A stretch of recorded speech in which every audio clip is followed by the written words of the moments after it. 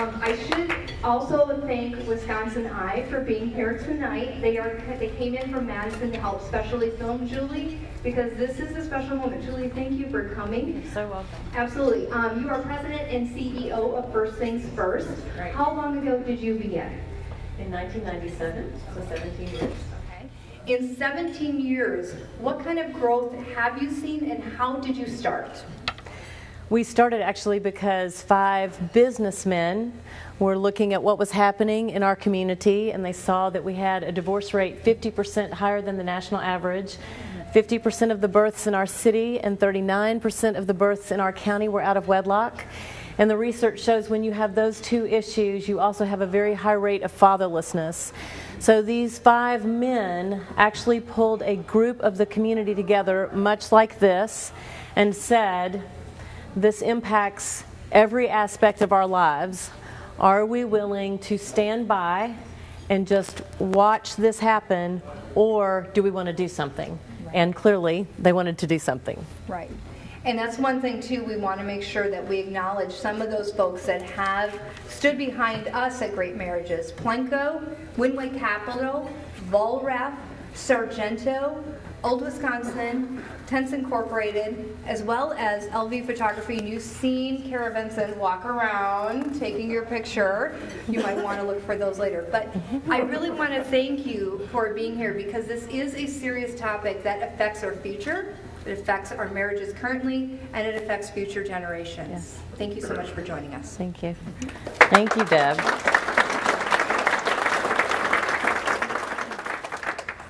It is quite an honor to be here. I am very excited about what I know is happening in your community. So what I'm going to do is take a few minutes and share with you a bit about First Things First, some things that we know about nationally, and then just a word of encouragement for the work that has already begun here. To tell you a little bit more about myself, I am actually a child of divorce. My parents divorced when I was 18. And many people think, oh, 18, not a big deal. But I can tell you that I'm 53, and my parents' divorce still impacts my life on a daily basis.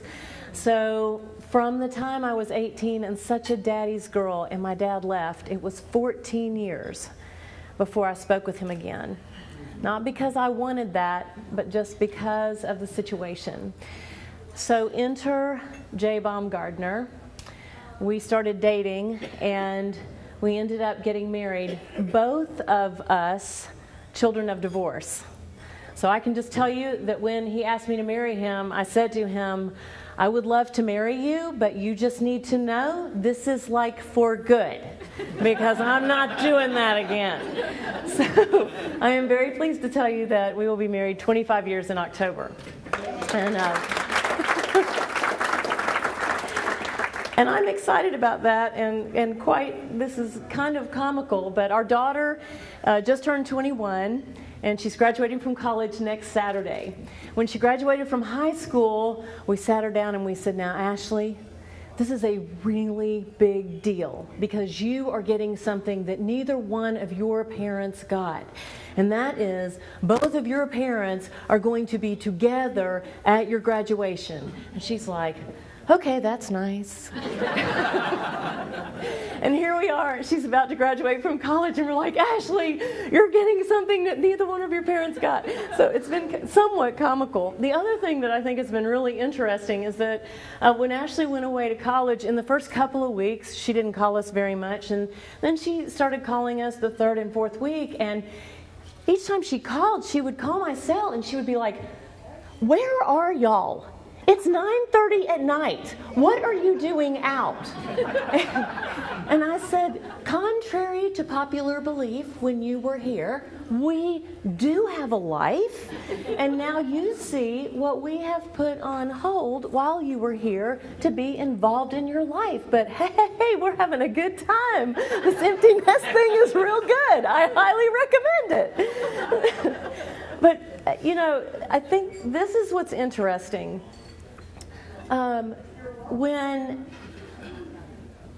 When my parents divorced, I don't know anybody who pulled them aside and said, what are you doing? You've been married 24 and a half years. You have 3 beautiful children. What are you doing? And I often wonder what might have been different had a Greater Marriages of Sheboygan or a First Things First had been around for my parents. I wonder how things would have been different. Believe it or not, the research actually shows that the most influential people when it comes to marriage and helping marriages to actually thrive are you. Not pastors, sorry, no offense. Not marriage counselors. The research shows that people on average will wait about 7 years to go see a professional. And as a counselor by training, I can tell you, plenty of people came to see me, and actually, their marriages were not only salvageable, they could have gotten back on track and done great. But there was so much water under the bridge, they didn't want to work that hard. So, what I know to be true based on the work that we do is people don't know what they don't know. And divorce is a go-to. When they say to me, we've tried everything we know to do, and we think, there's nothing else. Divorce is the answer. I'm like, let's do a timeout here. Because people don't know what they don't know when it comes to issues. We actually have a class called Maximize Your Marriage at First Things First. It's a skills-based class, and it is 8 hours. We don't want you in that class unless you are in very significant distress. So we often have people come who already have their divorce papers filed, or they're separated. They really believe there is no hope for our marriage. In the first 5 years that we offered this class, we had over 500 couples take the class. In the 6th year, we hired a research firm to go back and find these couples.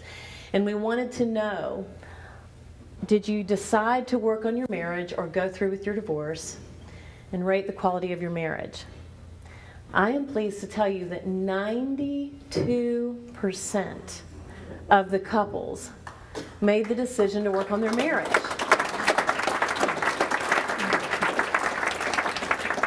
That is super exciting. And it's exciting because not only did they work on their marriage, but they all said that their marriage was actually doing a whole lot better. Now, there's a couple of really important points that go along with that. One is that the research shows that a divorce costs the community conservatively about $30,000. And I tell you, that's a very conservative number. So if you take the 92%, that's like 467 couples times $30,000. That's like $14 million plus that have been saved for the community by helping these people learn these skills. And what's really interesting is that they're like, this is not rocket science. I mean, this is stuff just like they said. This is stuff we can really do. We can put it into practice. We just didn't know. Now, I want you to hold that thought and then think about this. There was a piece of national research that was done with 10,000 couples. And they asked them to rate their marriage 1 to 7. 1 being hell on earth, 7 being heaven on earth. So of all the couples who rated their marriage a 1, 2, or 3, really down on the low end of things, we're tanking and in the weeds, they went back 5 years later and they wanted to know, were they still married? And would you believe around 86% of them were still married? That is unbelievable. So then they asked them, did you go to marriage counseling? The vast majority of them did not go to marriage counseling. So they asked them, what was going on in your marriage at the time you rated it a 1, 2, or 3? Children. Hello, anyone? Been there? Drama, little distress. So children, job loss, bad things happening to good spouses, and illness. So 5 years have gone by, and they said, well, what did you do? What did you do to keep your marriage together? Interestingly, when they asked them to rate their marriage all over again at this point, 1 to 7 again, most of them were a 6 or a 7. So in 5 years, they've gone from 1, 2, or 3 to a 6 or a 7. And they said, well, it was very interesting. We had people in our lives who said to us, you just keep putting one foot in front of the other. This too shall pass. And we had people who supported us and believed in our marriage. And they said, you know, the interesting thing? It did pass. Our children got older, and we actually got some sleep at night. Or we got through those teen years. Jobs, we found jobs. Illnesses, they either went away or we learned how to manage them. But the thing is, there was somebody speaking life into their marriage. With these people who went through Maximize Your Marriage, with this couple that you saw on the video, they actually had people who were teaching them skills, speaking hope into their marriage, and saying, you can do this. Now, here's what I think is super important for us not to miss. I actually looked up some statistics, and I know there were 327 divorces in Sheboygan in 2011. And if you multiply that out times the 30,000, that's quite a bit of money. I also know that when divorces take place, it's not just the two people. We hear all the time, well, whatever happens between those two people, it's just between them, and it doesn't affect anybody else. If you have ever been through a divorce with anyone, you know it impacts way more than just the couple. A workplace, for example. In your workplace, the research shows that when someone is experiencing a divorce, pre, during, and post, you see a decrease in productivity, you see absenteeism, you see all kinds of issues with coworkers because a lot of people's attention, time, efforts are being diverted to what's happening. And I see a few heads nodding. And so it's not just about this community at large. It's about churches. It's about neighborhoods. It's about schools. It's about children and their friends and what's happening with their parents. It's about workplaces. And this is what I know to be true. That impacts every single one of us. So I want to ask you this evening to seriously think about what you can do. Because all of us can do something. The first thing we can do is we can keep our own marriage strong. And just to give you an example of just one of the things that we teach in the class that is simple, but often because we are so busy, we don't take the time to do it.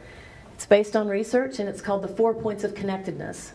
And the first one is how you wake up in the morning and how you greet each other. It just so happens that my husband and I, we're both morning people. So the alarm goes off and we can actually turn to each other and have a coherent conversation immediately. There's a lot of people that are just like, oh my gosh, no. Okay, that's fine. That's fine. You have to work it out. I have a couple of friends where one's a morning person, one's not. So the way he's the morning person, he gets up, he starts the coffee, he brings in a cup of coffee to the nightstand, and the aroma of the coffee is good morning, I love you. That's all it takes. He knows not to speak to her. That is not the connect. So you got to have a conversation about what's going to be our connect. But the first one is how you greet each other first thing in the morning. The second one is how you park for the day. Is it insane in your house and somebody's at one end, there's the other end, and there's like, I'm leaving, I'll see you later, bye, have a great day? Or do you come, stand face to face, look at each other, what's happening today, what's on the agenda, what can I do for you, laundry, grocery shopping, pick up the dry cleaning, what's going on, pick up the kids. I love you, have a great day. Because how you part for the day sets the tone for how you think about your relationship all day long. All day long. The third time is how you reconnect. And my philosophy about that moment is that you ought to seek to outdo the dog.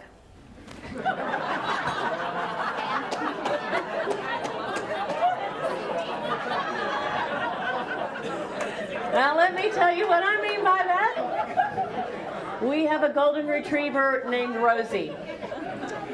Rosie is in love with my husband. I can be out of town for a week. I can come home, open the door. Rosie sees me. She will lift her head. She will acknowledge that I have walked in the room, and then she will go back to sleep.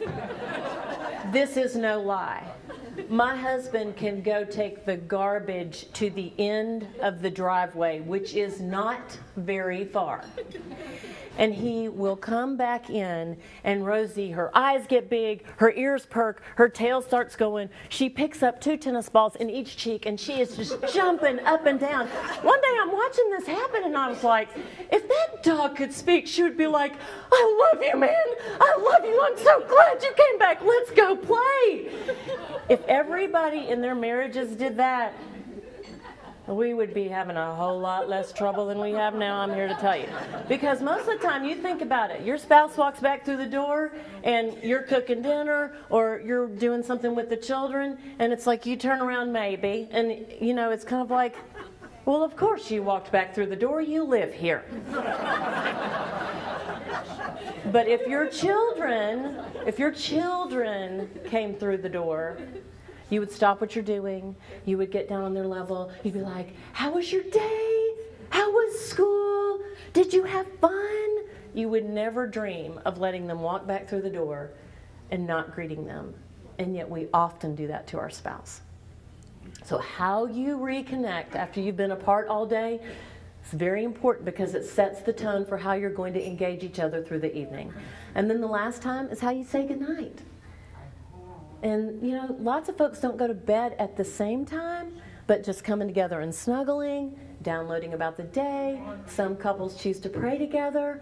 But how you say goodnight sets the tone for how you rest. Now, those 4 things sound super simple, and I've actually shared this with lots of people, and they'll look at me like, seriously, lady? I mean, I don't think that's going to help.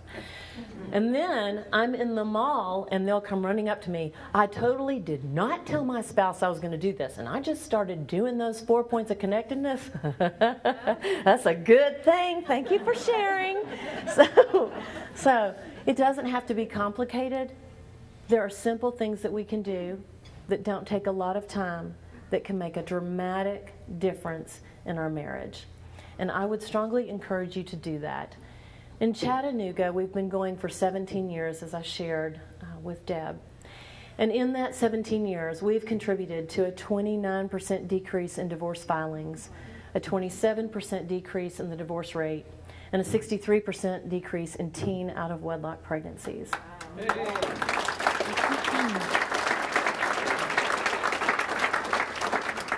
That is very exciting to me, because First Things First did not do that in a silo, in a vacuum, by ourselves. We started with 2.5 people on our staff, and we now have 12. We have 3 goals: to reduce divorce and out-of-wedlock pregnancies, and to increase father involvement in the lives of their children. But guess what? We need every person in our community to understand it's your sphere of influence. It's your friends. It's your family. Those are the people, they're going to come to you way before they come to anybody else. And they're going to say things to you like, I'm done. I am finished. This is way harder than I thought, and I deserve to be happy, and I deserve to be happy. And when they have somebody saying to them, time out, slow down. You know, there have been lots of times when life has hit us square in the face. I had a woman whose husband had an affair, and she found out about it. And she immediately went to the divorce lawyer and said, I am finished. Then she went to their closest friends, and she sat down with the woman, and she shared with her what happened. And the woman looked at her and said, I've never told you this, but 15 years ago I had an affair. And my husband found out. We talked about it, and we decided to work on our marriage. And you can see, today, we are very happily married. I want to tell you to slow down and seriously consider what you're doing. because it will impact you and your children and your family forever. Immediately, she changed her way of thinking. She is still married today as a result of that interaction. If you don't believe you personally have the power to be influential in people, I want to tell you, you are wrong.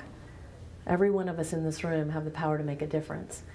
And I want to tell you that I'm very proud of Deb and the work that Greater Marriages is doing. I want to encourage you to support them, not just financially. The financial piece is really important because in order to do this work, in order to provide the classes, in order to do the mentoring, they need your support. They also need you to be involved, to be out there, to be talking, to be ambassadors, to encourage people to take the classes, get involved in your workplace. Lots of different options. On your table, you have an envelope and a card. It's in the middle of your table.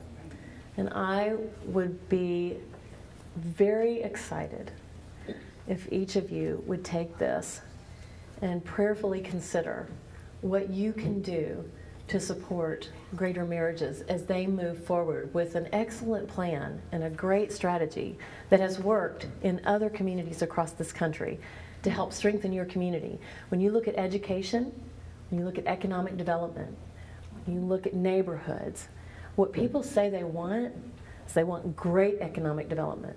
They want schools that are doing the job of educating their children, and they're doing a really good job of that. They want lower crime. They want a great place to raise their children. I can tell you that at the hub of that wheel is healthy marriages and healthy families.